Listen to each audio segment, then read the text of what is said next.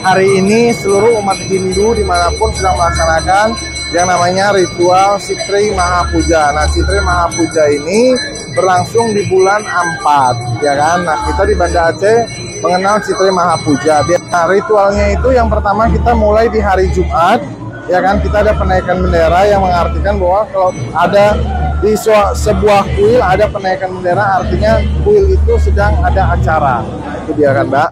Nah, habis itu pemujaan pertama kita lakukan yang waktu naik bendera. Habis itu memandikan arca-arca yang ada.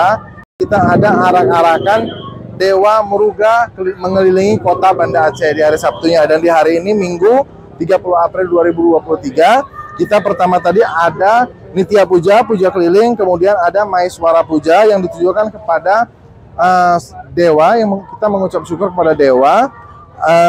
Gimana ya, selama ini kan kita diberikan kemurahan rezeki.